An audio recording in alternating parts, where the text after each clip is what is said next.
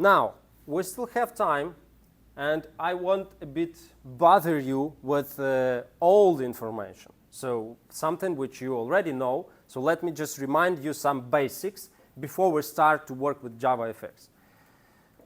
So, do you remember this stuff, how we create variables? What is this first, what is this? Data type, okay. Then what is this? Name of variable, okay. What this data type means? Floating point. Yeah, basically it is written here, yeah. And what about double? What the difference between float and double? Very big number, or no? Yeah, a bigger number, easily saying. Okay, so do you remember what char is and what difference between char and string? One character? Char is like, yeah, one character, and string is like a lot of them, an array of characters. Right. Okay, thank you.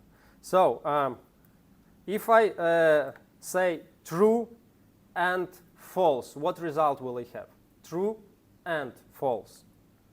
True and false. False. False. Okay, if I say true or false, what result will I have? True. Okay, so you remember this stuff. Wonderful. I'm sorry, I have a question. Yes? Do they have strings in Java, or you have to do it manually? Yes, we have strings. Yeah, this it is not present on this slide, so Okay. we have data type string. Okay, conditions. So,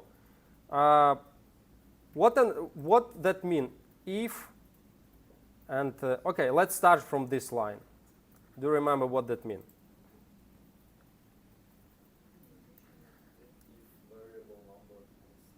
If number less than 10, Yeah, then what?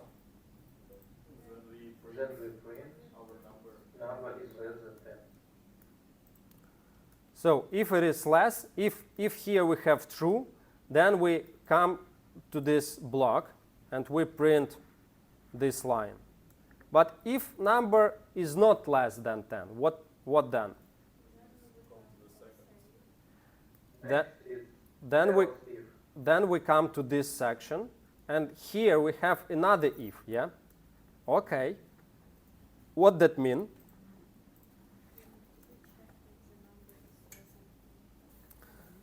So the question for you, if number equals 10, what will we have? Is 20 робить наступ? Ні, 20 робить. Else if. So we will come, where this button? I like this arrows just very much. So then we come here. If 10, then it will not work because equal 10, not less than 10. Less than 20 is okay, 10 is less than 20, then we come to this line, right? Okay, then why do we need to have this stuff? Well, the number can be basically In case like first two options don't work. To cover all possible outputs. Okay, okay. Let's move forward. For loop, okay, for loop. Okay, what is this? It will repeat the code below for 10 times starting from 1. Okay, but what is this? Yeah, Yegor. Yeah, so we basically are like initializing and taking a counter. Like I is a counter. I is a counter. Okay, this is important information. Counter for what? For amount of loops. Amount of loops, how we call that? Iterations. Okay, amount of iterations. So how many iterations will we have in case of such conditions? 10. We start from 1 and we end with 10, yeah? But it is not usual for Java, you agree? So if make this for loop more usual for Java, what values for index will we have? Starting from 0. and just less, not less than or equal, or just less than 10. And we will have 10 operations. Okay, wonderful. Let's move on. Arrays. Arrays. So, what do we have here? Yeah, in Python we call it list, yeah? Right, okay. So we have array. This is a literal declaration of array. We have these elements here. Then what? What do we have here? It chooses the element with index I from numbers. Yeah. So here, why do we start from 0? So we do not miss the first element of array. Yeah, because first element of array. So I like how online auditory take part in our conversation. We need microphones for everyone here. Okay, so we really start from 0 because this element number what? 0, 1, 2, 3, 4. 5 elements starting from 0. Okay, wonderful. What about this type of loop? What do we have here? Why do we not have any indexes or counters? Mikola. For each. For every element of the array. Okay. One student, they doesn't hear us. Well, yeah. Yeah, but I don't know what can I do with that. 10,000 pixels. Yeah, but basically I kind of feel presence of online students and I see faces of offline students. It is very good. It is very good. That's kind of rare. Guys who are online, do you hear anyone except me? Anyone beside? Very badly, very badly. Very badly. We hope a little bit, like only a little bit. At least Igor I can hear good. Yeah. I can come with my mic to other students and we could make conversation through that. Okay, so one more time. Someone in the class. What difference between this 4 and this 4?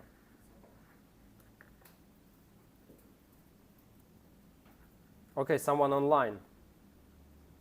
What the difference? So the difference, the loop below uses an array as its base, like it is bound to the array, and the for I loop just uses an independent counter. Yeah, so basically we have counter here, but here we don't bother ourselves with any counters, but still we could iterate through the array, so that's why it is kind of more convenient for us. But in case we want to make changes inside array, then we need to access particular element and we need counter. But here we don't want to change something in our arrays, we want just to traverse, to iterate, and that's why we just take each element which will come to this variable. So to this variable, I'm sorry. So we have array. Each variable each element will come to this variable. Amazing. So it's basically like every loop in Python. every for loop in Python, yeah. Without counters. So do you, Oh yeah. Yeah, that's why I like couplings for each index. yeah, basically we have in contemporary for like this kind of tasks in modern languages, we often implement through functional approach. So we just run some kind of for each function, and we just put there some lambda or some function inside and work with each element. It is more contemporary way in modern languages, and Java, by the way, could also do that. Yeah. I just wanted to make sure, as I remember, that we need to make a memory for a array. So when we create int numbers, do we need to make new int to create memory for that array? Yeah, good question.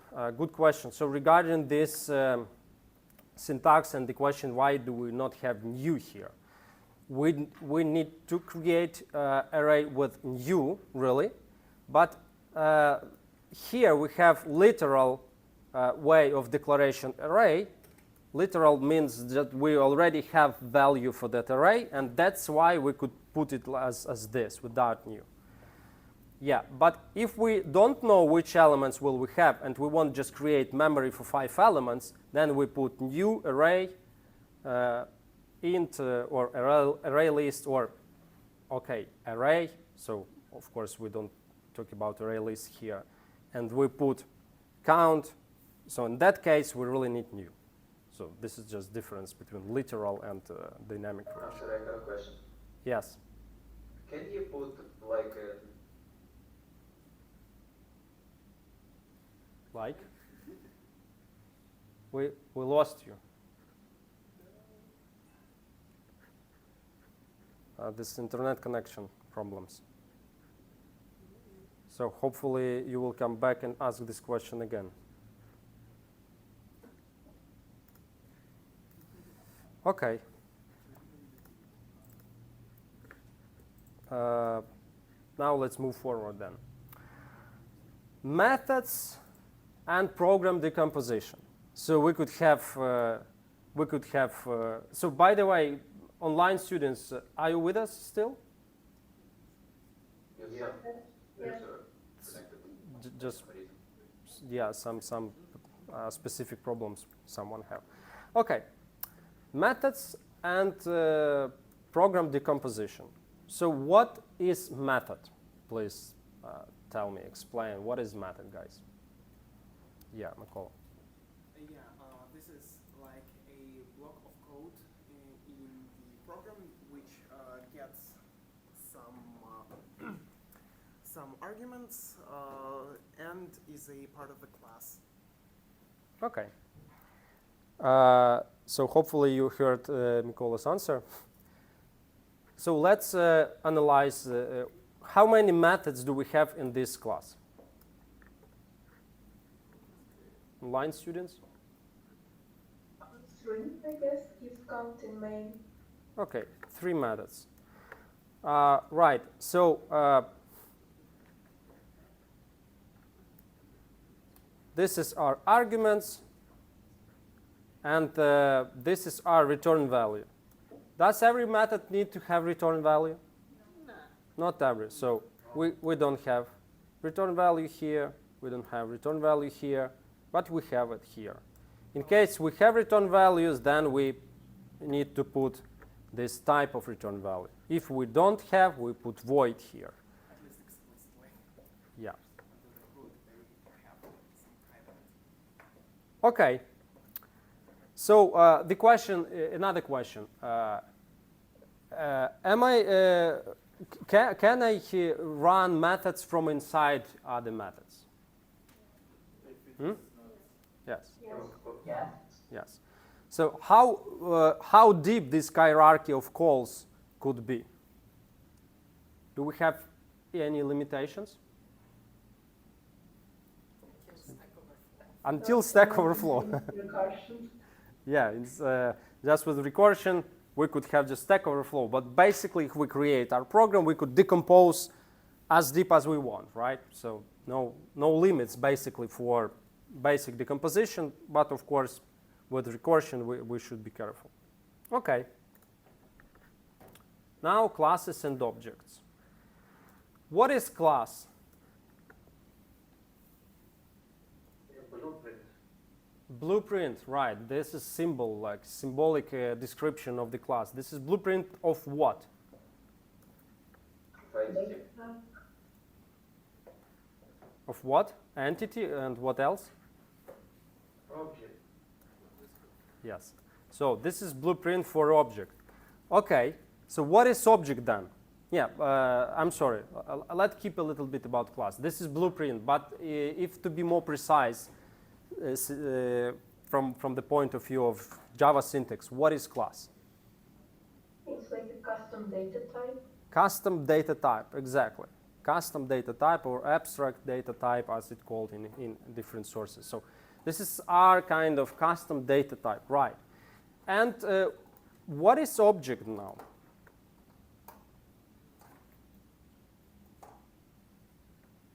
An instance of this data type.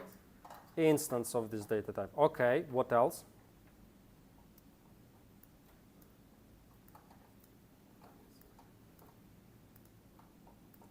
It's an array of key value pairs. Not exactly. It's dictionary. Yeah, that collection, like dictionary. Okay, and in Python maybe. But let's find other answers. What is object? Data structure. Just a moment, Alina said properties and properties and actions. So it is basically related to class and to object that we have properties or variables and methods. So attributes and activities, behavior. Okay, but what else? Just about objects. Some answers from online, or could you repeat, please? Someone said this before. It's object is the instance of a class. Yeah, I just want to hear one more definition, one more word. What is Give us object? a hint. Variable. Exactly. This is what I want to hear. This is variable. This is data type, and this is variable. But all other answers also correct. Okay, so we have object, or sorry, we have class, we have variables, we have methods. Okay, what this stuff means? It means that this method can be used when new class is created. It's not private, not encapsulated. Yeah, so basically I asked it for constructor, so that's why, yeah, it is a correct particular specific answer. We could make constructor private, and then we could not create outside the class, we could not create objects, and this feature used, okay, It's single. it is singleton. We have, okay, step 4 or step aside. In object-oriented programming, there is very famous term or famous idea. We call it patterns or bank of 4 patterns. So this is object-oriented patterns. This is constructions of classes and objects. How to solve different tasks. So singleton, this is the object of a class, or this is such a class for which we could create only one object. Only one. This is quite interesting functionality. We could use, for example, some login in our program, and we don't want to have many loggers. We want to have just one. But I could create as many objects as I want, just new object, new class, new car, like here. But if I make constructor private, then I could not create outside. And then I could write a method and create object inside and save it somewhere and give the interface to access that object. So this is just for you to search, to type somewhere, what is singleton? This is pattern. Also very nice for controllers, as this would be a massive. Every time we want to transfer something to the controller, would be again and again and again and again generated by a new one, and it would be a massive. We would just go with this dependency all over the program. Yeah. So singleton is a one of. So let me. Not a topic of our course so far, but still patterns. And Gang of 4, this is famous book.